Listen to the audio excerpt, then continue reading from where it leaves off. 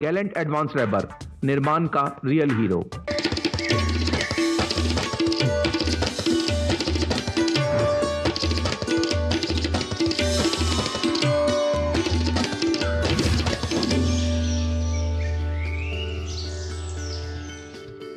नमस्कार, सुप्रभात। आप देख रहे हैं नया सवेरा और आपके साथ मैं हूं शहला निगार। एक नई सुबह की शुरुआत के साथ हम हाजिर हैं नए तेवर नए कलेवर के साथ। बहुत सारी तमाम खबरों को लेकर देश और दुनिया की। अगले 1 घंटे हमारे साथ तमाम रिपोर्टर्स जुड़ेंगे, उनसे विस्तार से बात करेंगे और अगले 1 घंटे स्टूडियो में मेरे साथ निभाएंगी मेरी सहयोगी भावना नैयर।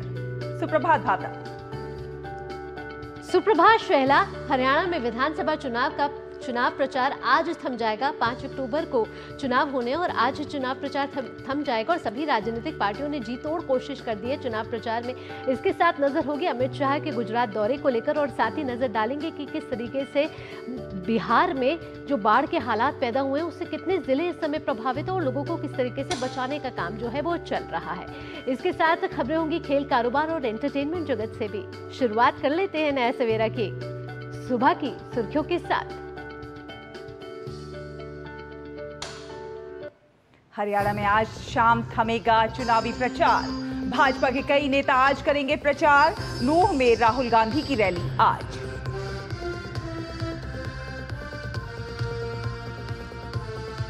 सुप्रीम कोर्ट में आज कई अहम मामले। दिल्ली के वायु प्रदूषण और तिरुपति के लड्डू मामले पर होगी सुनवाई।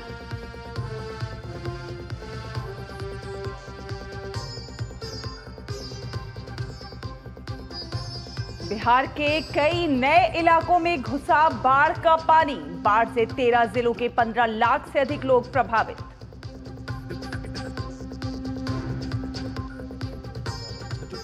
इजराइल ने आज तड़के बैरूत के हिजबुल्लाह के ठिकानों पर किए हमले। G7 देशों ने कहा संघर्ष का कूटनीतिक समाधान संभव।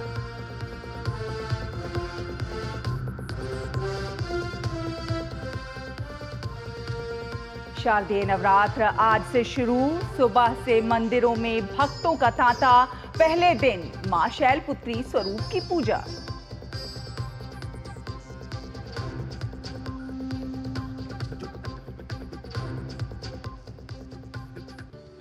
तो सुर्खियों के बाद अब खबरें विस्तार से। नया सवेरा में सबसे पहले बात कर लेते हैं हरियाणा विधानसभा चुनाव की।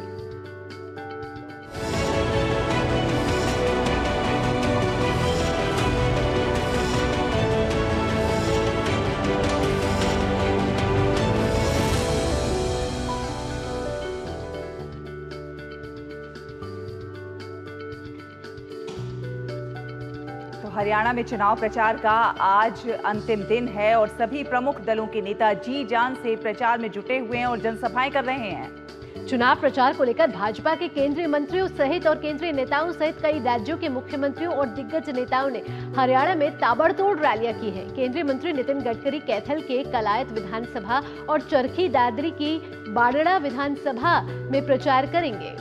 असम के मुख्यमंत्री हेमंत बिस्वा शर्मा अंबाला में जनसभा करेंगे, तो वहीं भाजपा के दिग्गज नेता राजनाथ सिंह महेंद्रगढ़ में रैली करेंगे। और इसके अलावा कांग्रेस भी राज्य के मतदाताओं को साधने के लिए राज्य भर में चुनाव प्रचार जोर शोर से कर रही है।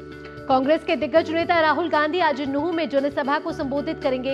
इसके अलावा कांग्रेस नेता और राजस्थान के उप मुख्यमंत्री सचिन पायलट सहित कई स्टार प्रचारक आज भी शहर में कांग्रेस प्रत्याशियों के लिए वोट मांगेंगे। आपको बता दें हरियाणा की 90 विधानसभा सीटों में इस बार 6 सीट पूरे प्रदेश में चर्चा का विषय बनी हुई है। इन हाई प्रोफाइल सीटों की बात की जाए तो इन्हें लेकर जहां पूरे प्रदेश में चर्चा हो रही है, वहीं दिग्गजों के राजनीतिक भविष्य को तय करने वाली इन सीटों को लेकर अलग अलग दावे भी किए जा रहे हैं। बीजेपी में सबसे ज्यादा मुख्यमंत्री नायब सिंह सैनी और पूर्व गृह मंत्री अनिल विज के अलावा अन्य कई मंत्रियों की सीटें भी चर्चा का विषय बनी हुई हैं। हरियाणा में इस बार कांग्रेस और बीजेपी के अलावा जेजेपी, INLD, बीएसपी का गठबंधन और साथ ही आम आदमी पार्टी भी चुनावी मैदान में है। गौरतलब है कि हरियाणा में 5 अक्टूबर को विधानसभा की 90 सीटों के लिए वोट डाले जाएंगे और नतीजे 8 अक्टूबर को आएंगे। तो हरियाणा में आज थम जाएगा चुनावी प्रचार और इस चुनावी अभियान में सभी राजनीतिक पार्टियों ने जी तोड़ कोशिश की है। अगर कांग्रेस की बात करें तो आज राहुल गांधी की नूह में चुनावी रैली है, वहीं साथ साथ भाजपा के कई दिग्गज नेता भी आज चुनावी अभियान को और धार देते हुए नजर आएंगे। और कल जो होगा वो डोर टू डोर कैंपेन होगा और उसके बाद 5 अक्टूबर को आपको बता दें कि हरियाणा की सभी 90 विधानसभा सीटों पर एक साथ मतदान किए जाएंगे और मतगणना 8 अक्टूबर को की जाएगी। हरियाणा विधानसभा चुनाव से ठीक पहले आम आदमी पार्टी को एक बड़ा झटका लगा है। यहां से नीलोखेड़ी सीट से पार्टी उम्मीदवार अमर सिंह बुधवार को कांग्रेस में शामिल हो गए। आम आदमी पार्टी ने करनाल की नीलोखेड़ी सीट से अमर सिंह को चुनावी मैदान में उतारा है। वहीं अब उन्होंने आप को छोड़ कांग्रेस का हाथ थाम लिया है। और इसके अलावा अमर सिंह ने अब नीलोखेड़ी सीट से कांग्रेस प्रत्याशी धर्मपाल को समर्थन देने का ऐलान भी कर दिया है। तो हरियाणा विधानसभा चुनाव से पहले आम आदमी पार्टी को लगा एक बड़ा झटका और आम आदमी पार्टी के एक उम्मीदवार जो हैं अमर सिंह प्रत्याशी जो थे उन्होंने अब कांग्रेस का हाथ थाम लिया है। और बेहद ही दिलचस्प होता जा रहा है ये चुनावी अभियान। और आज क्योंकि ये थम जाएगा चुनावी प्रचार, तो कल होगा डोर टू डोर कैंपेन। और ज्यादा जानकारी के साथ हमारे सहयोगी संवाददाता नीरज सिंह हमारे साथ जुड़ गए हैं। सुप्रभात नीरज। देखिए, आज चुनावी जो प्रचार है वो शाम को थम जाएगा, लेकिन उससे पहले सभी दलों जो प्रमुख दल हैं उनके जो स्टार प्रचारक हैं वो जी तोड़ कोशिश करेंगे जनता तक पहुंचने की और अपने वादे, अपने दावे, अपनी बात उन तक पहुंचाने की। देखिए, बिल्कुल कोशिश करेंगे। और ये जो हरियाणा के रण की जो लड़ाई है बिल्कुल नज़दीक आ गई है और कोई भी पार्टी नहीं चाहती है कि इसमें कोई कसर छोड़ी जाए। यही कारण है कि ज़्यादा से ज़्यादा मतदाताओं को लुभाने के लिए और ज़्यादा से ज़्यादा मतदाताओं तक पहुंचने के लिए जी तोड़ कोशिश कांग्रेस पार्टी भी कर रही है। इसके अलावा भारतीय जनता पार्टी भी कर रही है। आप देख भी रही हैं कि किस तरीके से लोग पार्टी छोड़कर दूसरी पार्टियों में जा रहे हैं। अभी आप आम आदमी पार्टी के जिस उम्मीदवार की बात कर रहे थे उससे पहले आपने देखा है कि किस तरीके से फरीदाबाद में भारतीय जनता पार्टी में शामिल हुए थे आम आदमी पार्टी के ही एक और उम्मीदवार। दूसरी सबसे महत्वपूर्ण बात है कि आप देखें इन चुनावों में 33 के करीब ऐसे उम्मीदवार हैं जो भारतीय जनता पार्टी उसके सामने खड़े हुए हैं। खासतौर से अगर हम ये कहें कि एक तरीके की बागी हैं। और कांग्रेस की तरफ से 36 के करीब ऐसे उम्मीदवार हैं जो बागी की भूमिका निभा रहे हैं। तो ये 33 से 36 के करीब जो सीटें हैं हरियाणा के अंदर, ये काफ़ी महत्वपूर्ण रोल है वो प्ले करेंगी। पिछली बार देखें कि जो निर्दलीय उम्मीदवार हैं वो 8 की संख्या में निर्दलीय उम्मीदवार जीते थे। इस बार बड़ी संख्या में ऐसे निर्दलीय उम्मीदवार हैं जो लड़ाई को रोचक बना रहे हैं। कई सारे जो मुकाबले हैं वो बहुत कह सकते हैं कि कांटे का मुकाबला रहेगा भारतीय जनता पार्टी निर्दलीय उम्मीदवार के बीच में या कांग्रेस पार्टी और निर्दलीय उम्मीदवार के रूप में। तो इस लिहाज से काफ़ी रोचक इसके जो परिणाम हैं वो निकल कर आएंगे। और हो सकता है कि ये छोटी पार्टियां या फिर जो कैंडिडेट हैं खासतौर से निर्दलीय, वो एक बड़ी भूमिका हरियाणा के चुनाव में निभा सकते हैं। क्योंकि जिस तरीके से दोनों ही पॉलिटिकल पार्टियों के जो बागी खड़े हुए हैं वो उनके लिए मुश्किलें पैदा भी कर रहे हैं। जी, बड़ी दिलचस्प बात आपने नीरज कही, क्योंकि यही समीकरण हम जम्मू में भी देख रहे थे कि इस बार छोटे दल या फिर जो निर्दलीय कैंडिडेट है वो कहीं ना कहीं गेम चेंजर की भूमिका निभाते हुए नजर आ सकते हैं। हालांकि ये तो 8 अक्टूबर को पता चलेगा। लेकिन नीरज, ये चुनावी अभियान जो है कुछ लंबा चला और इसमें जो भी प्रमुख दल हैं उसमें आरोप प्रत्यारोप का सिलसिला देखने को खूब मिला। स्टार कैंपेनर्स आए, उन्होंने भी अपने अपने तरीके से वोटों की लुभाने की खूब भरपूर कोशिश की।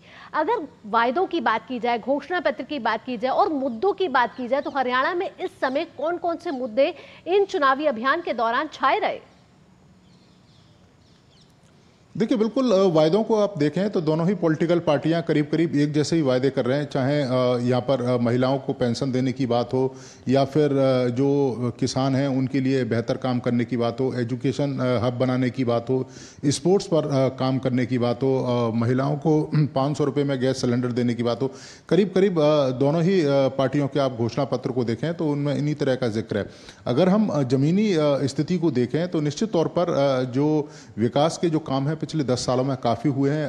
आप देखें हरियाणा के कई सारे जो ज़िले हैं वो काफ़ी तेज़ी से आगे आए हैं। खासतौर से दिल्ली से सटे हुए आप गुरुग्राम को देख लीजिए। इसके अलावा आप रोहतक को देख लीजिए, हिसार को देख लीजिए, सोनीपत, पानीपत। आप पानीपत में देखें जो टेक्सटाइल इंडस्ट्री है वो काफ़ी बड़ा कह सकते हैं कि एक हब बन गया है और विदेशों तक जो उसके कपड़े की जो डिमांड है वो हो रही है। ये तय है कि पिछले 10 सालों में काफ़ी विकास हुआ है। आप कुरुक्षेत्र लेके देखें या फिर दूसरे करनाल जैसे इलाकों को देखें। लेकिन एक जो मुद्दा है, मुझे लगता है कि जो सबसे बड़ा मुद्दा है जो बेरोजगारी है, खासतौर से जो युवा वर्ग है वो ये चाहता है कि जो भी पॉलिटिकल पार्टी सरकार बनाए युवाओं पर खासा फोकस करे, ज़्यादा से ज़्यादा ध्यान दे, स्पोर्ट्स जो फैसिलिटीज़ है उसको और ज़्यादा से ज़्यादा बढ़ाए। क्योंकि आप देखें कि पूरे देश भर में हरियाणा से ही लड़के लड़कियां बड़ी संख्या में स्पोर्ट्स में जाते हैं और देश का नाम है वो भी रोशन करते हैं, मेडल लेके आते हैं, ओलंपिक में भी मेडल लेके आते हैं।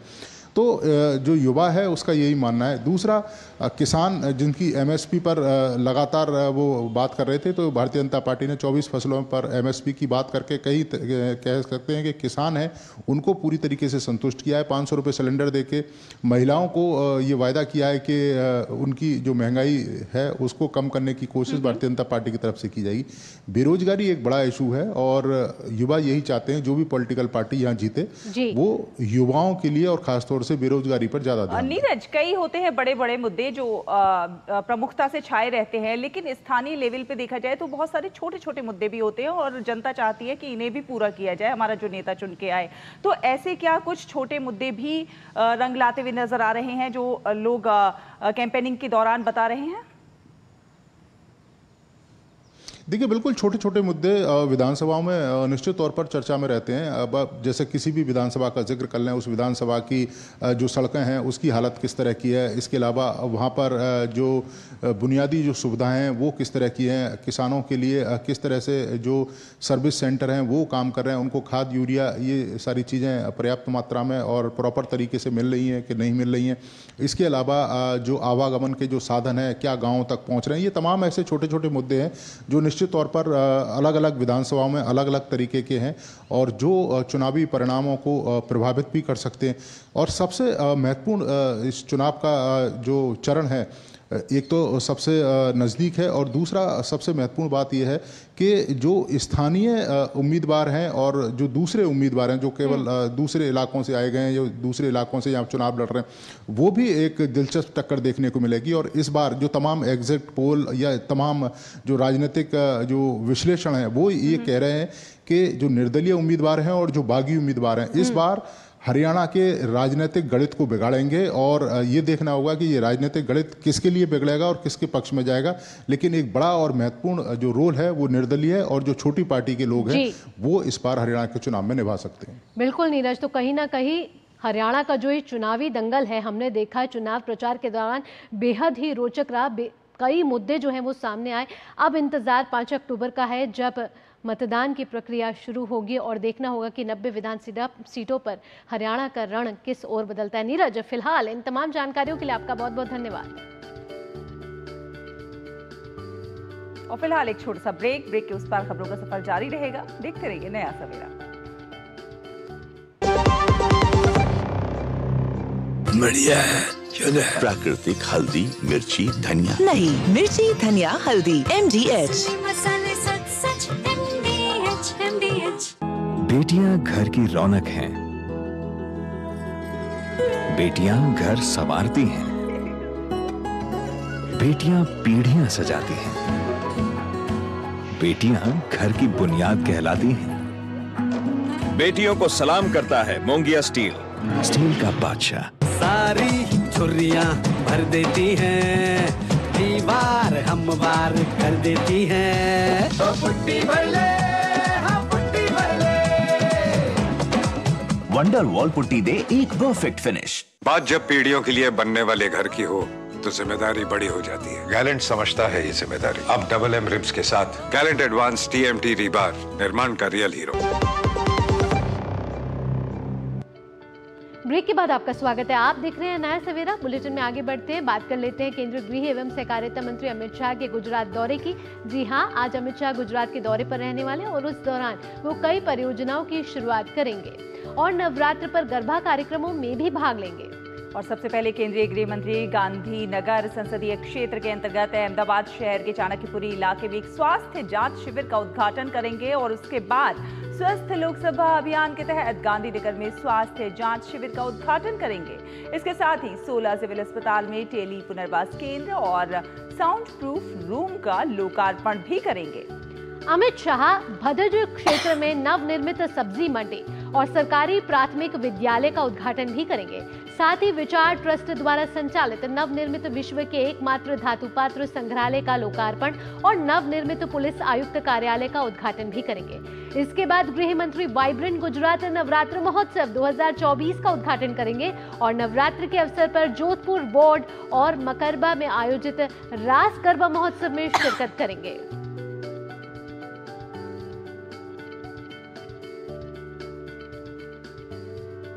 और राष्ट्रपति द्रौपदी मुर्मू आज से राजस्थान के 2 दिवसीय दौरे पर रहेंगी। आज राष्ट्रपति उदयपुर में मोहनलाल सुखाड़िया विश्वविद्यालय के 32वें दीक्षांत समारोह में शामिल होंगी। वहीं शुक्रवार को राष्ट्रपति माउंट आबू में प्रजापिता ब्रह्मकुमारी ईश्वरीय विश्वविद्यालय द्वारा आयोजित स्वच्छ और स्वस्थ समाज के लिए आध्यात्मिकता विषय पर आयोजित वैश्विक शिखर सम्मेलन में सम्मिलित होंगी। इसके बाद राष्ट्रपति राजस्थान सरकार द्वारा बांसवाड़ा के मानगढ़ धाम में आयोजित आदि गौरव सम्मान समारोह में भी शामिल होंगे।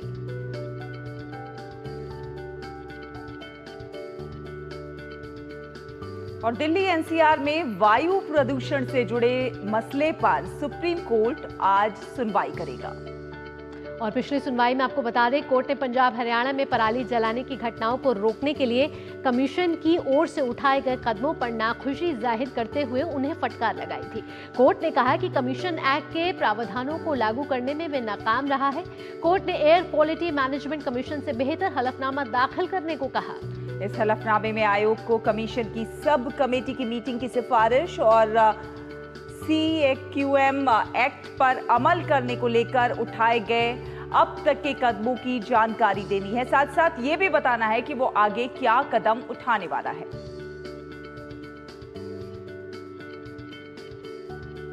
और सुप्रीम कोर्ट में आज एक और अहम मामले पर सुनवाई होने वाली है। तिरुपति लड्डू प्रसाद से जुड़ी याचिकाओं पर सुप्रीम कोर्ट में आज सुनवाई होगी। पिछली सुनवाई के दौरान कोर्ट ने आंध्र प्रदेश के मुख्यमंत्री के रवैये पर सवाल उठाते हुए सॉलिसिटर जनरल तुषार मेहता से पूछा था कि क्या इस मामले में राज्य सरकार की ओर से गठित SIT की जांच जारी रहनी चाहिए या फिर जांच का जिम्मा किसी स्वतंत्र एजेंसी को सौंप दिया जाए।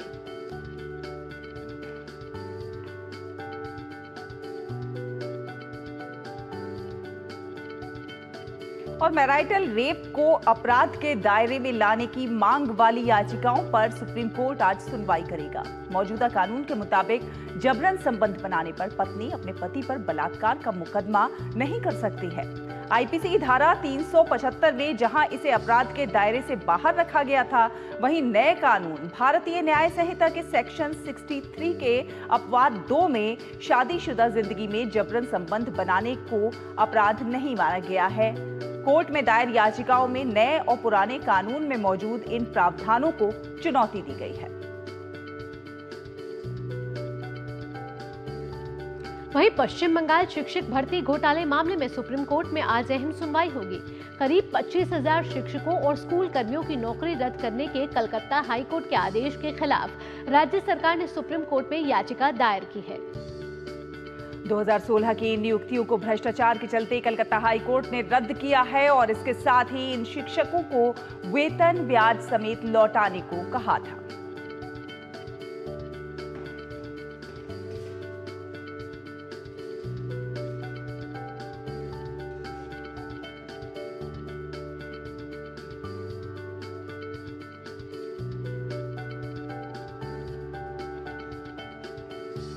और अब बात बिहार में बाढ़ से त्राहिमाम की। बिहार के कई इलाकों में अभी भी बाढ़ का खतरा मंडरा रहा है।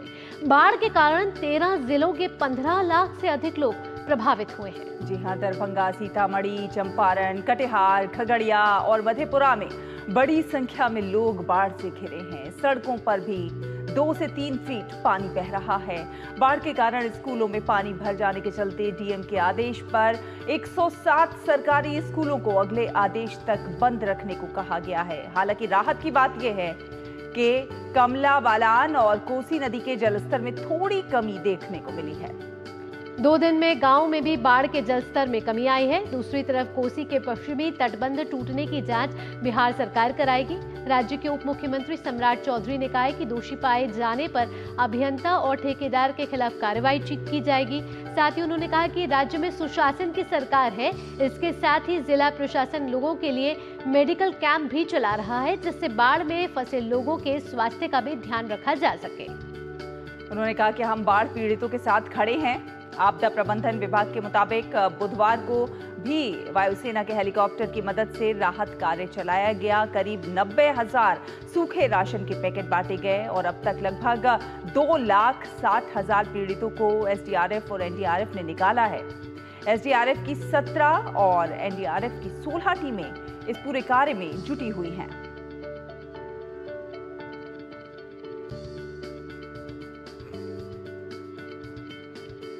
और राज्य सरकार बिहार आपदा विभाग के द्वारा जो है यहाँ पे जो है एयर के माध्यम से जो है सॉर्टीज़ के जो की जा रही है। 5 अब तक सॉर्टीज़ हो गई है। हमारे जो फूड पैकेट्स है ड्राई राशन वाले, उसको हम यहाँ पे रख रहे हैं और उसको जो है जिस एरिया में भी हमारा लोग नहीं जा पा रहे, जहाँ पे तटबंध टूटे हुए हैं, जहाँ पे दूर इलाज में बाढ़ का पानी आ गया है, गाड़ी नहीं जा पा रही, तो वहाँ पे ये जो है ड्रॉपिंग से यहाँ पे हो रहे हैं और ये ऑपरेशन कंटिन्यूस चल रहा है।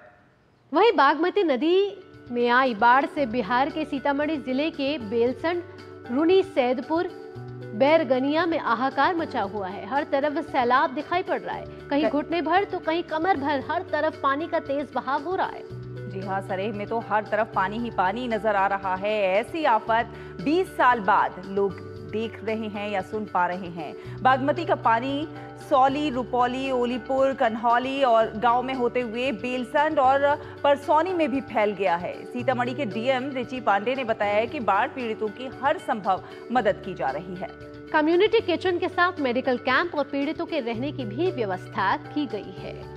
तो बिहार में इस समय बाढ़ से हालात थोड़े सुधरते हुए जरूर नजर आ रहे हैं। हालांकि एनडीआरएफ और एसडीआरएफ की टीमें लगातार प्रयासरत हैं और साथ ही साथ जो तटबंध टूट गए उनको भी मरम्मत करने का काम लगातार चल रहा है।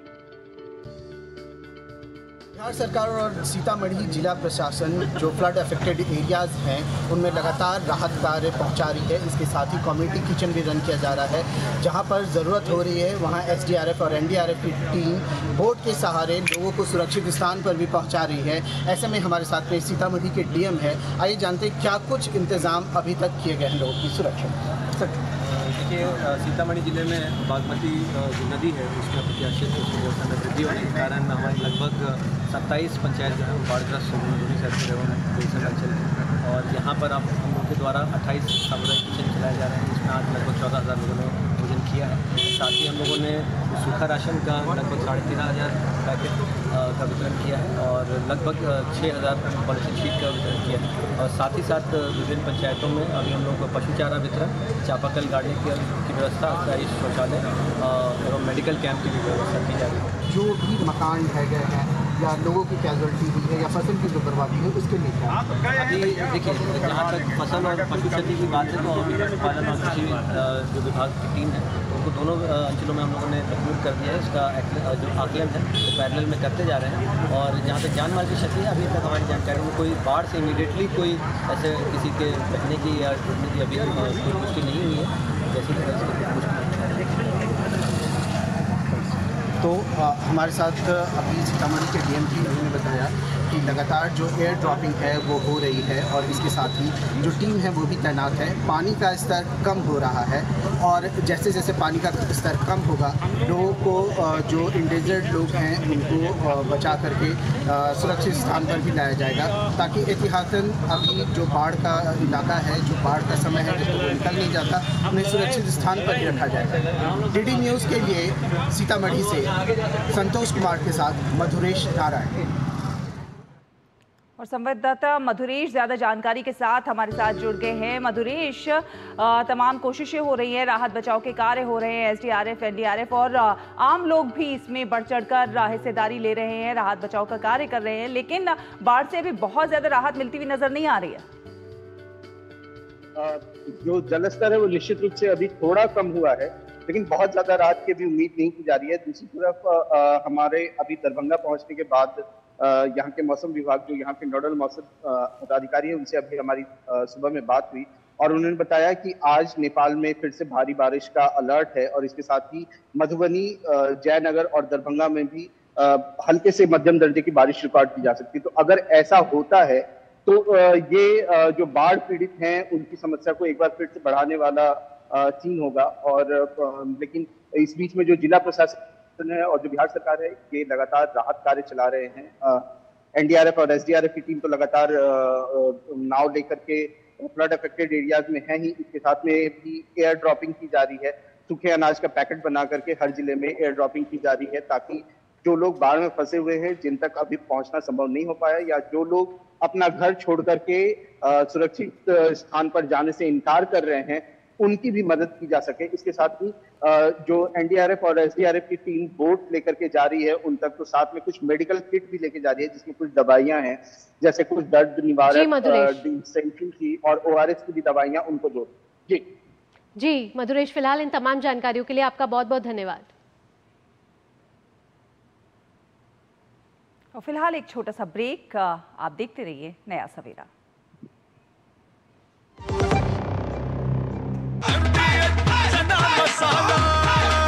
अब छोलिया हो या लोबिया, सफेद चने या काले चने, सब कुछ मजेदार बने। बात जब पीढ़ियों के लिए बनने वाले घर की हो तो जिम्मेदारी बड़ी हो जाती है। गैलेंट समझता है ये जिम्मेदारी। अब डबल एम रिब्स के साथ गैलेंट एडवांस टीएमटी रीबार, निर्माण का real hero. Let yourself flow with the turn of each tide. Salty winds, you sweeten your ride. Maharashtra, Maharashtra, it's a hit. Maharashtra Tourism. दादी के हाथों का जादू और खुशबू से महकता घर। MDH गरम मसाला, असली मसालों से भरा हूँ मैं, क्योंकि हर रिश्ता है स्वाद से जुड़ा। ब्रेक के बाद आपका स्वागत है। आप देख रहे हैं नया सवेरा। बुलेटिन में आगे बढ़ते हैं। भारतीय नौसेना के वार्षिक शीर्ष स्तरीय अंतर्राष्ट्रीय सम्मेलन Indo Pacific regional dialogue IPRD का 2024 संस्करण आज से नई दिल्ली में आयोजित होगा। 3 दिवसीय ये सम्मेलन 5 अक्टूबर तक चलेगा। सम्मेलन को रक्षा मंत्री संबोधित करेंगे। IPRD रणनीतिक स्तर पर भारतीय नौसेना की अंतर्राष्ट्रीय भागीदारी की प्रमुख अभिव्यक्ति है और इंडो पैसिफिक में समग्र समुद्री सुरक्षा मुद्दों को संबोधित करती है। इंडो पैसिफिक में संसाधन, भू राजनीति और सुरक्षा पर ध्यान केंद्रित करते हुए IPRD का 2024 संस्करण IPOI वेब के 2 महत्वपूर्ण स्तंभों, समुद्री संसाधन और संसाधन साझाकरण के कई आयामों का पता लगाएगा और उन पर विस्तार से चर्चा करेगा। इस वर्ष का सम्मेलन इस बात पर ध्यान केंद्रित करेगा कि किस तरह से पारंपरिक और नए पहचाने गए समुद्री संसाधन समकालीन भू राजनीति को संचालित कर रहे हैं और निकट भविष्य में ऐसा होने की संभावना है। आपको बता दें कि राष्ट्रीय समुद्री फाउंडेशन भारतीय नौसेना का ज्ञान भागीदार और IPRD के प्रत्येक संस्करण का मुख्य आयोजक है। IPRD के पहले 2 संस्करण क्रमशः 2018 और 2019 में नई दिल्ली में आयोजित हुए थे। IPRD का तीसरा संस्करण 2021 में वर्चुअल मोड पर आयोजित किया गया था।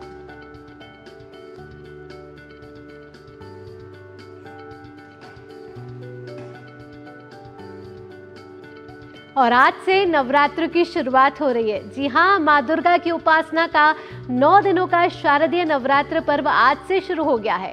आज सवेरे से ही माँ दुर्गा की पूजा के लिए मंदिरों में श्रद्धालुओं का तांता लगा हुआ है। नवरात्र के पहले दिन देवी दुर्गा की शैलपुत्री के रूप में पूजा की जाती है। शैलपुत्री की आराधना के साथ साथ कलश अथवा घट की स्थापना भी की जाती है और इसके साथ ही पूरे 9 दिनों तक अखंड दीपक जलाया जाता है। और आपको बता दें कि नवरात्र देश का सबसे जीवंत और व्यापक रूप से मनाए जाने वाला त्योहारों में से एक है, जो देवी दुर्गा के 9 स्वरूपों को समर्पित है। राष्ट्रीय राजधानी दिल्ली में झंडेवालान, छतरपुर मंदिर, वहीं मुंबई के मुंबा देवी मंदिर सहित अन्य मंदिरों में आज सुबह से ही श्रद्धालु पहुंच रहे हैं और पूजा अर्चना कर रहे हैं।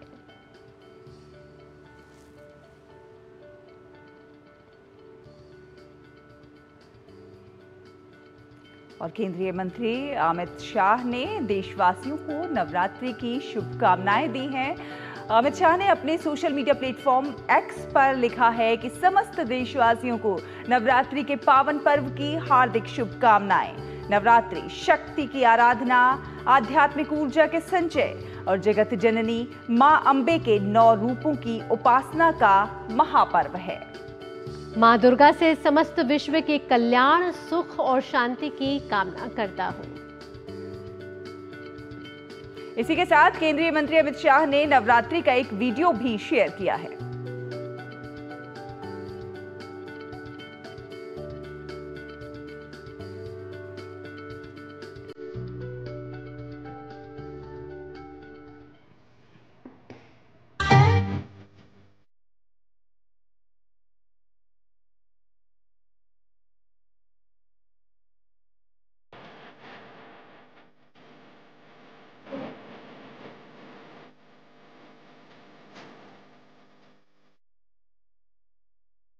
डीडी न्यूज के लेंस से मां के साक्षात दर्शन कराने के लिए हमारे संवाददाता भी हमारे साथ जुड़ चुके हैं। दिल्ली के झंडेवाला मंदिर से जुड़ रही है हमारे साथ डॉक्टर सुवेश शर्मा, वहीं वाराणसी से जुड़ रहे हैं हमारे साथ डॉक्टर हरिकेश बहादुर और कटरा जम्मू से जुड़ गए हैं हमारे साथ देवेंद्र।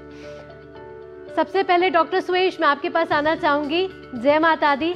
आज से 9 दिनों के उपवास की शुरुआत हो रही है। उपासक जो हैं आज उपवास करेंगे, साथ ही साथ आज मां शैलपुत्री के स्वरूप की पूजा हो रही है। किस तरीके से झंडेवालान में भक्तों का तांता इस समय लगा हुआ है, और डीडी न्यूज के कैमरा लेंस से आप मां के दर्शन अगर हमको करा पाएं। जय माता की भावना और डीडी न्यूज की तरफ से सभी को एक बार हार्दिक शुभकामनाएं। और आपने सही कहा, आज शारदीय नवरात्रि का प्रथम दिन है, मां शैलपुत्री का है और मैं झंडेवालान में हूँ। सबसे पहले मैं कुछ कहूँ इससे पहले आप दर्शन कीजिए मां के, और हमारे दर्शकों को भी कराइए। मां शैलपुत्री का आज दिन है, और क्योंकि मां शैलपुत्री को जैसा हम जानते हैं कि सफेद रंग बहुत पसंद है, तो आप देख सकते हैं झंडेवालान देवी के मंदिर में सफेद रंग के फूलों से श्रृंगार किया गया है। मां का सौम्य रूप, एक हाथ में कमल है, एक में त्रिशूल लिए सामने बैठी हुई है मां, और साथ में दाहिनी तरफ अगर हम देखें तो मां काली और बाएं तरफ मां शारदा है। इतना सौम्य रूप आज यहाँ झंडेवालान में है, और लगातार सुबह से भक्तों का तांता लगा हुआ है, क्योंकि आज ही पहले दिन से नवरात्रि की शुरुआत होती है और साथ ही आज ही कलश स्थापना भी करते हैं। लोग 9 दिन का उपवास रहेंगे। कलश स्थापना करने के बाद में, पूजा अर्चना करने के बाद, यहाँ बहुत से श्रद्धालुओं से हमने बात की जिन्होंने कहा अब मां के दर्शन करने आए हैं और अब 9 दिन तक मां भगवती से ये प्रार्थना है कि वो हमारे उपवास को पूर्ण करे और अच्छे तरीके से हमारे व्रत हो जाए। यहाँ अगर झंडेवालान की बात करूं तो आप देखिए पूरा वातावरण ही अलग है। मां शारदा को सफेद रंग पसंद है, तो पूरे मंदिर में सफेद रंग के फूलों की सजावट की गई है। मां का सौम्य रूप, पीला वस्त्र धारण किया है, हल्का सा और साथ ही पीली माला पहने, सफेद मुकुट और सफेद माला धारण किए हुए माता झंडेवालान में है। और सुबह से ही भक्त में, या बच्चे हो या बड़े हो या कहूं कि बुजुर्ग हो, वो सभी माता के दर्शन करने के लिए यहाँ पर आए हुए हैं और लगातार जयकारे लग रहे हैं माता के। और सबका यही कहना है कि आज माँ के, क्योंकि जब हम कहते हैं ना माँ के दरबार में आते हैं तो जो भी मन में मुराद होती है वो पूरी हो ही जाती है। तो हर भक्त अपने मन में कोई ना कोई मुराद लिए हाथ जोड़कर झंडेवालान में मां के दरबार पर आया है। और आज चूंकि आज पहला दिन है तो जोश भी बहुत ज्यादा है और दिन पर दिन ये जोश बढ़ता जाएगा। लगातार सामने आप देख रही हैं मां के दर्शन कर रही हैं, सौम्य रूप है मां का, मां झंडेवालान का। और यहाँ पर पूरे तरीके से बंदोबस्त किए गए हैं कि श्रद्धालुओं को किसी भी तरीके की कोई भी असुविधा ना हो, इसीलिए प्रॉपर लाइन दी गई है और साथ ही कई सेवक लगाए गए हैं कि यहाँ पर जो श्रद्धालु आ रहे हैं वो लाइन से माता के दर्शन करें, क्योंकि जो घंटों लाइन में खड़ा हुआ है, यहाँ सुबह 6 बजे से भी लोग लाइन में खड़े हुए हैं माँ की एक झलक पाने के लिए। तो वो आए और माँ के दर्शन बिल्कुल, तो भक्तों का तांता इस समय लगा हुआ है और सभी चाह रहे हैं माँ का दर्शन करना। और आज माँ शैलपुत्री का दिन है। कटरा से हमारे साथ देवेंद्र भी जुड़े हुए हैं। देवेंद्र, सबसे पहले जय माता दी। और वैष्णो देवी यहाँ पर स्थित है और सभी चाहते हैं कटरा पहुंचकर माँ के दर्शन करना। वहाँ किस तरीके से सजाया गया है माँ के दरबार को, भवन को, और वहाँ कितने श्रद्धालु इस समय वहाँ पहुँच रहे हैं? जी, डीडी न्यूज़ के सभी दर्शकों को जय माता दी। और आप मेरे पीछे देख सकते हैं, सुबह से ही लंबी कतारों में यहाँ पे श्रद्धालु पहुँच रहे हैं। अगर बात करें तो लगभग जो है यात्रा पिछले 24 घंटों में कोई बंद नहीं हुई है। लोग रात से ही अपने कतारों में खड़े हुए हैं कि नवरात्रे के पहले दिन माँ भगवती के दर्शन किए जा सकें। पूरे भवन परिसर को जो है वो फूलों से सजाया गया है, फलों से सजाया गया है और सुरक्षा के भी खासे इंतजाम किए गए हैं। वहीं अगर खाने की बात करें, लोगों के रहने की बात करें, तो श्री माता वैष्णो देवी स्थापना बोर्ड की ओर से हर संभव प्रयास किया गया है कि लोगों को, जैसे व्रत है आज, तो काफ़ी सारे लोग व्रत रख रहे हैं, तो व्रत का उन्हें खाना उपलब्ध करवाया जा सके रहने के लिए। और श्री माता वैष्णो देवी स्थापना बोर्ड की ओर से भारतीय रेलवे के साथ मिलकर कटरा, जो माता वैष्णो देवी का आधार शिविर है, वहाँ पे 8 नए जो है वो रजिस्ट्रेशन काउंटर खुले हैं ताकि श्रद्धालुओं को जो है वो कतारों में ना खड़ा होना पड़े और उनकी यात्रा जो है वो सुखद रहे। जी बिल्कुल। और हमारे साथ जुड़े हुए वाराणसी से हरिकेश बहादुर सिंह गौतम भी जुड़े हुए हैं। हरिकेश, वहां पर किस प्रकार भक्त पहुंच रहे हैं माता के दर्शन के लिए, पूजा अर्चना के लिए? क्योंकि कहते हैं कि माता जो है भक्तों के तमाम दुख जो है वो हर लेती है और खुशहाली और समृद्धि लेकर आती हैं।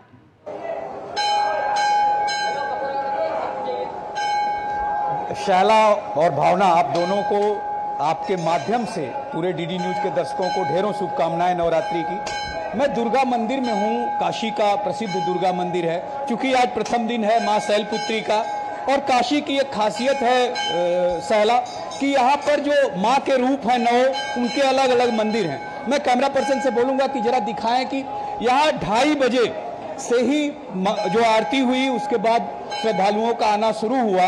और मंदिर में पुलिस प्रशासन की तरफ से तो व्यवस्था है ही, ये जो सामाजिक संगठन है उन लोगों ने भी सुरक्षा व्यवस्था संभाल रखी है। लोग कतार में आकर दर्शन कर रहे हैं। जहां भी माँ के मंदिर होते हैं वहां पे भैरव का जरूर जो है मंदिर होता है, तो लोग माँ के दर्शन के बाद रुद्र भैरव यहाँ पर हैं, उनके दर्शन करते हैं। और काशी में चूंकि दुर्गा माँ का जो मंदिर है वो बहुत प्रसिद्ध है, चूंकि 9 मंदिर हैं माता के 9 रूप के।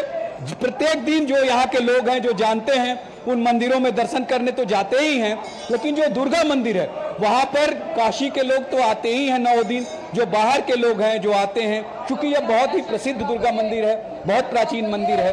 तो नवरात्रि में प्रथम दिन 2:30 बजे से ही आरती होने के बाद श्रद्धालुओं का आना शुरू हो गया।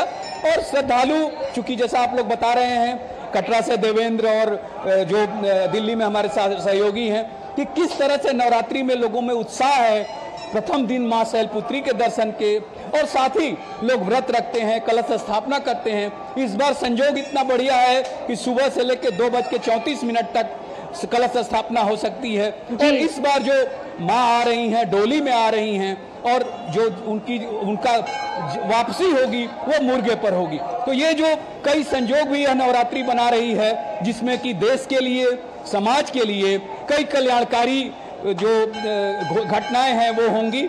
इस तरह का यहाँ के जो काशी के ज्योतिषाचार्य हैं, धर्माचार्य हैं, उन लोगों ने भी हम लोगों को बताया कि किस तरह से मंगलकारी, शुभकारी होगा यह नवरात्र राष्ट्र के लिए। तो मंगलकारी, शुभकारी होगा ये 9 दिनों का उपवास और इस 9 दिनों की आराधना। देश के अलग अलग हिस्सों से हरिकेश आपका, सुवेश आपका और देवेंद्र आपका माँ के दर्शन कराने के लिए आपका बहुत बहुत धन्यवाद। फिलहाल एक छोटा सा ब्रेक के उस पार हम आपको दिखाएंगे अखबारों की सुर्खियां। एक छोटा सा ब्रेक। बढ़िया है, प्राकृतिक हल्दी, मिर्ची, धनिया। नहीं, मिर्ची, धनिया, हल्दी, MDH। बात जब पीढ़ियों के लिए बनने वाले घर की हो तो जिम्मेदारी बड़ी हो जाती है। गैलेंट समझता है ये जिम्मेदारी। अब MM रिब्स के साथ गैलेंट एडवांस TMT रीबार, निर्माण का रियल हीरो। एक ऐसा तबका जो रिटायरमेंट के बारे में आज भी बिल्कुल नहीं सोचता, वो है औरतें। औरतें कमा के भी वल्नरेबल हैं। सो NPS एक इक्वालिटी ला रहा है, हम सब एक बराबर प्लेटफॉर्म पे हैं। अपने बेहतर कल को सुनिश्चित करने के लिए NPS जरूरी है। बेटियां घर की रौनक हैं, बेटियां घर संवारती हैं, बेटियां पीढ़ियां सजाती हैं, बेटियां घर की बुनियाद कहलाती हैं। बेटियों को सलाम करता है मोंगिया स्टील, स्टील का बादशाह। ब्रेक के बाद आपका स्वागत है। आप देख रहे हैं नया सवेरा और अब वक्त आ गया अखबारों की सुर्खियां जानने का।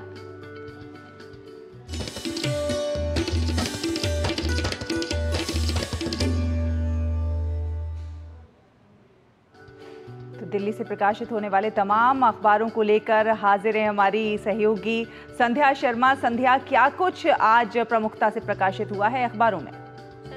सुर्खियों की बात करते हैं और शुरुआत करते हैं स्वच्छ ईंधन से जुड़ी हुई खबर से, जिसे आज प्रमुख अखबारों ने स्थान दिया है। जी हां, प्रधानमंत्री नरेंद्र मोदी ने स्वच्छ ईंधन से का शुभारंभ वर्चुअल किया है इस कंप्रेस्ड बायोगैस प्लांट का। और इसके साथ ही प्रधानमंत्री नरेंद्र मोदी कल झारखंड में भी थे। उन्होंने कहा कि आदिवासियों को मिल रही है प्राथमिकता का प्रमाण, जो हमारी योजनाएं हैं वो किस तरह से आदिवासियों को लाभान्वित कर रही है। तो ये दोनों ही खबरें आज दैनिक जागरण अखबार ने अपने राष्ट्रीय जागरण पेज पर प्रकाशित की। इसके अलावा अन्य अखबारों ने भी इस खबर को स्थान दिया है। एक और खबर की बात करते हैं, और जैसा कि आज शक्ति की उपासना का पर्व है, तो एक और शक्ति से जुड़ी हुई खबर से ही हम आपको परिचित करा देते हैं। जी हाँ, जनसत्ता अखबार ने इसे लिया है और अन्य अखबारों में भी एक खबर हमें देखने को मिली है। दरअसल कल नौसेना की 2 महिला अफसर वैश्विक नौकायान यात्रा के लिए रवाना हो गई हैं और 8 महीने की अवधि में 21,600 समुद्री मील की ये दूरी तय करेंगी। और आपको बता दें कि इस मौके पर गर्व का ये पल है। नौसेना की 2 महिला अधिकारी जो कि अपने कौशल, साहस की भावना, निडरता और कठिन परिस्थितियों से लड़ने की एकाग्रता और क्षमता का प्रदर्शन करेंगी। एक और खबर की बात करते हैं, जिसे हिंदुस्तान अखबार ने अपना बिजनेस पेज पर लिया है और बताया है कि डीमैट खाते और म्यूचुअल फंड में 10 लोग अब नॉमिनी बन सकेंगे। सेबी ने ये निर्णय लिया है और नियमों में संशोधन किया है। तो इस खबर को भी आज लिया गया है। चलते चलते एक और खबर की बात करते हैं, जिसे नवभारत टाइम्स अखबार ने लिया है। अन्य अखबारों में भी प्रमुखता के साथ ये खबर प्रकाशित है। जी हाँ, इजराइल ईरान की धमकियों से खतरा बढ़ा, ये हेडलाइन बनाई गई है। और लेबनान में 8 इजरायली सैनिकों की मौत हुई है। साथ ही साथ आपको बता दें कि प्रधानमंत्री नरेंद्र मोदी ने नेतन्याहू ने अफसरों के संग बैठक की है और इसके अलावा पीएम ने यहूदी नववर्ष की बधाई दी है। तो तमाम अलग अलग एंगल के साथ नवभारत टाइम्स ने आज पहले पेज पर इस खबर को प्रकाशित किया है और अलग अलग कॉलम में अलग अलग खबरों को स्थान दिया है। संध्या, इतने कम समय में विभिन्न क्षेत्रों की अखबारों में प्रकाशित खबरों को हमारे दर्शकों तक पहुंचाने के लिए आपका बहुत बहुत धन्यवाद। और आइए अब देखते हैं दुनिया भर की कुछ खास खबरें।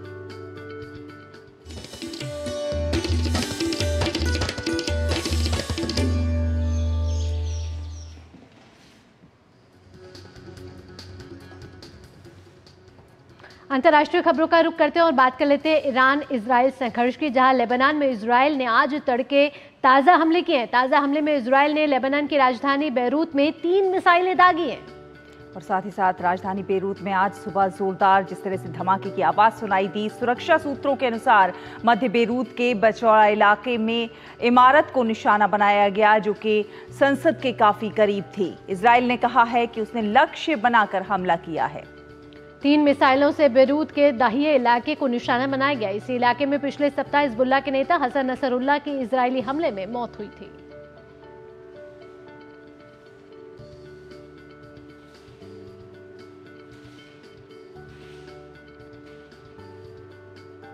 और लेबनान में हिजबुल्लाह के प्रभाव वाले दक्षिणी इलाके पर इजरायली सेना की कार्रवाई और ईरान के इजराइल पर मिसाइल हमले से पश्चिम एशिया में तनाव बढ़ गया है। ईरान के मिसाइल के बाद इजराइल भी बड़ा पलटवार करने की सोच रहा है। अनुमान लगाया जा रहा है कि इजराइल ईरान के परमाणु स्थलों को निशाना बना सकता है। अमेरिकी राष्ट्रपति जो बाइडेन ने प्रतिक्रिया दी है कि वे ईरान के मिसाइल हमले के जवाब में उसके परमाणु स्थलों पर किसी भी इजरायली हमले का समर्थन नहीं करेंगे और उन्होंने इजराइल के आनुपातिक रूप से कार्रवाई करने का भी आग्रह किया है। बाइडेन ने कहा है कि ईरान पर और अधिक प्रतिबंध लगाए जाएंगे और वो जल्द ही नेतन्याहू से बात करेंगे। इस बीच इजराइल के प्रधानमंत्री बेंजामिन नेतन्याहू ने लोगों को यहूदी नव वर्ष की शुभकामनाएं दी हैं और उन्होंने कहा है कि यह पूर्ण विजय का वर्ष होगा। एक्स पर एक पोस्ट में नेतन्याहू ने कहा कि यह पूरी तरह से जीत का साल होगा। इजराइल के लोगों को नया साल मुबारक। इजराइल यहूदी नववर्ष के मौके पर कई मोर्चों पर एक साथ लड़ाई लड़ा है, ऐसा कहा नेतन्याहू ने। और ऐसे में नेतन्याहू ने यह भी कहा है कि इजराइल के लिए ये साल पूर्ण विजय का होगा। लेबनान में आतंकवादी ढांचा नष्ट करने के इजरायली सैन्य अभियान आरंभ होने के एक दिन बाद इजरायली सेना ने कल दक्षिणी लेबनान में हिजबुल्लाह के साथ संघर्ष में अपने 8 सैनिकों के मारे जाने की पुष्टि की है। इजरायली लड़ाकू विमानों ने बेरूत के दक्षिणी उपनगरों में हिजबुल्लाह के ठिकानों पर रात भर हमले किए। इजराइल के प्रधानमंत्री बेंजामिन नेतन्याहू ने अपने सैनिकों की मृत्यु पर संवेदना व्यक्त करते हुए कहा है कि हमें नष्ट करने के इरादे वाले ईरान के दुष्टों की धुरी के विरुद्ध कठिन युद्ध लड़ा जा रहा है। उन्होंने बंधकों की रिहाई और इजराइल की सुरक्षा सुनिश्चित करने का भी संकल्प दोहराया।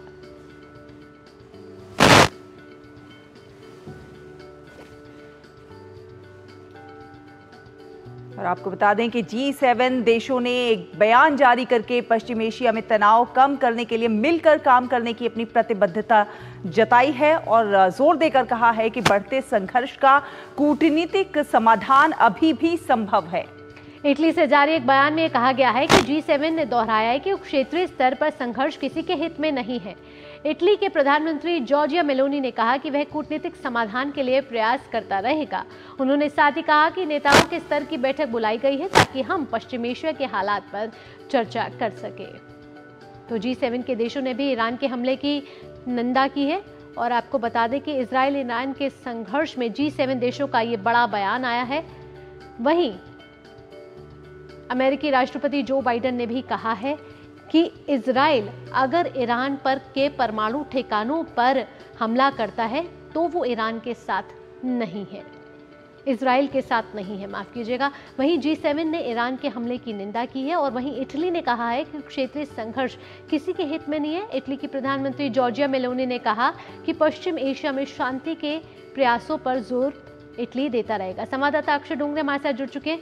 अक्षय, हम देख रहे हैं कि इजराइल ईरान संघर्ष लगातार गहराता जा रहा है, किस ओर आगे बढ़ता हुआ ये संघर्ष दिख रहा है और भारत की इसमें क्या राय है?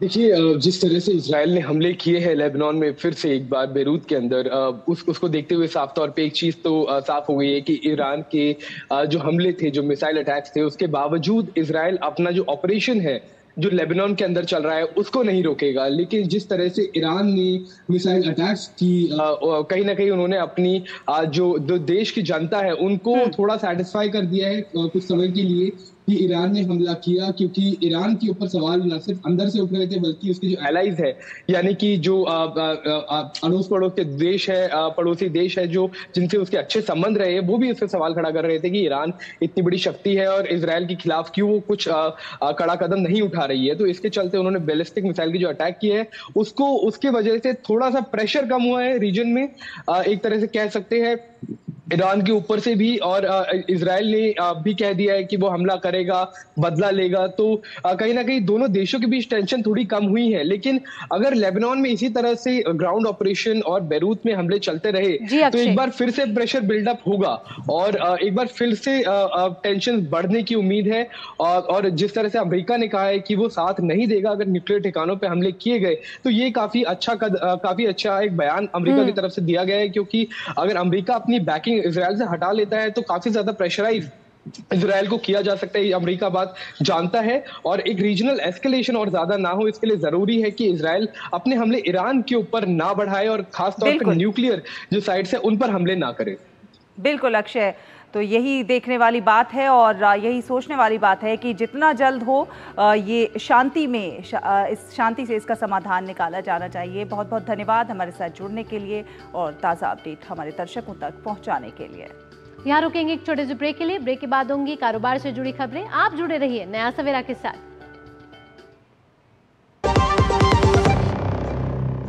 सारी छुर्रियां भर देती हैं, दीवार हमवार कर देती हैं। तो पुट्टी भर ले, हाँ पुट्टी भर ले। वंडर वॉल पुट्टी दे एक परफेक्ट फिनिश। आपके घर के खाने में रेस्टोरेंट जैसा स्वाद ले आए MDH का शाही पनीर मसाला। पनीर को क्या मस्त बना डाला। बात जब पीढ़ियों के लिए बनने वाले घर की हो तो जिम्मेदारी बड़ी हो जाती है। गैलेंट समझता है ये जिम्मेदारी। अब डबल M रिब्स के साथ गैलेंट एडवांस TMT रीबार निर्माण का रियल हीरो। सारी छुर्रियां भर देती हैं, दीवार हमवार कर देती हैं। तो पुट्टी भर ले, हाँ पुट्टी भर ले। वंडर वॉल पुट्टी दे एक परफेक्ट फिनिश। के बाद स्वागत है आपका। आप देख रहे हैं नया सवेरा और नया सवेरा में अब बात कारोबार की।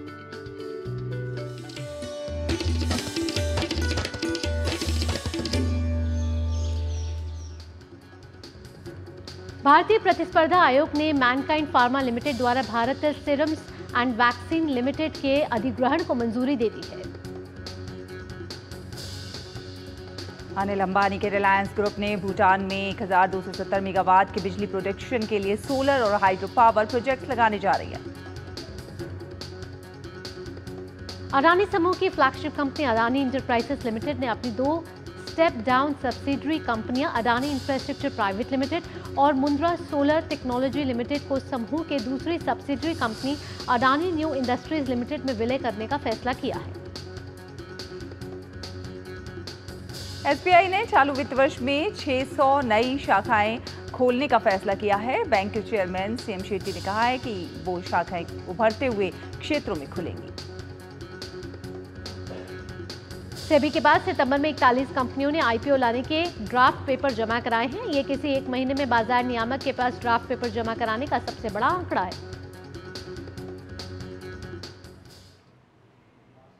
और अब खबरें खेल जगत से।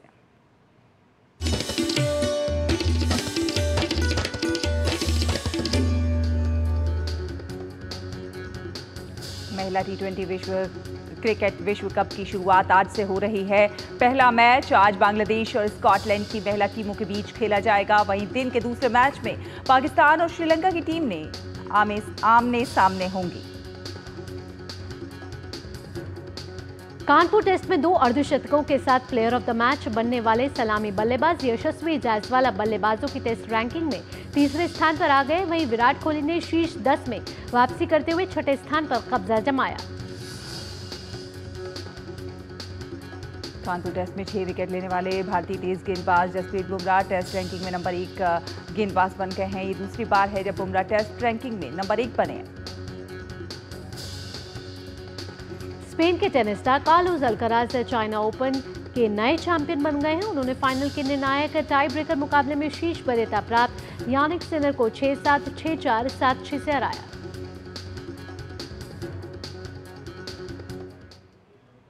और अब खबरें सिने जगत से।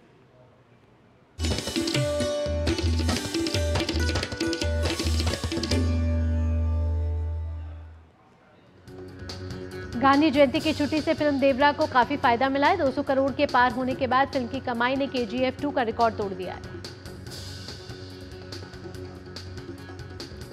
दिवाली के मौके पर बॉक्स ऑफिस पर अजय देवगन और कार्तिक आर्यन की फिल्में आमने सामने होंगी, लेकिन रिलीज से पहले ही नॉन थिएट्रिकल डील में अजय देवगन की सिंघम अगेन से पिछड़ी कार्तिक आर्यन की भूल भुलैया 3 पिछड़ गई है। हाल ही में फिल्म गेम चेंजर का गाना दम तो दिखा जा रिलीज हुआ था, जिसे लोगों ने खूब पसंद किया था। ये फिल्म इस साल दिसंबर में रिलीज होगी।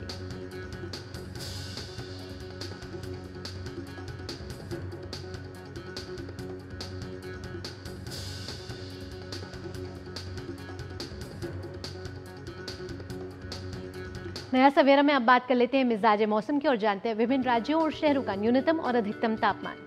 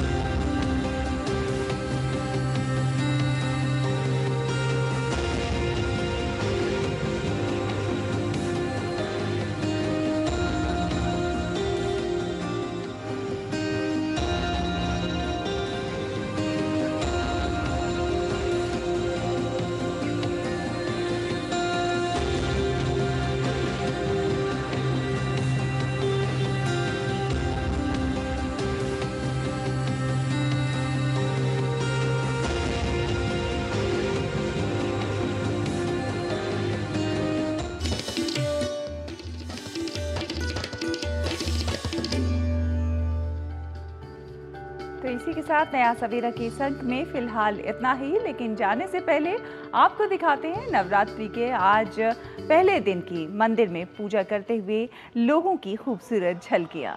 और आज नवरात्र का पहला दिन है। माँ शैलपुत्री के स्वरूप को समर्पित ये दिन है। मंदिरों में इस समय भक्तों का तांता लगा हुआ है और सब माँ जग के जयकारे लगा रहे हैं। आप भी माँ के जयकारे लगाएं और ये जो 9 दिन है वो आपके लिए मंगलमय हो, शुभ हो, सशक्त हो और आप हमेशा मुस्कुराते रहें। इसी मनोकामना के साथ मुझे शैल और नया सवेरा की पूरी टीम को दीजिए अनुमति। नमस्कार।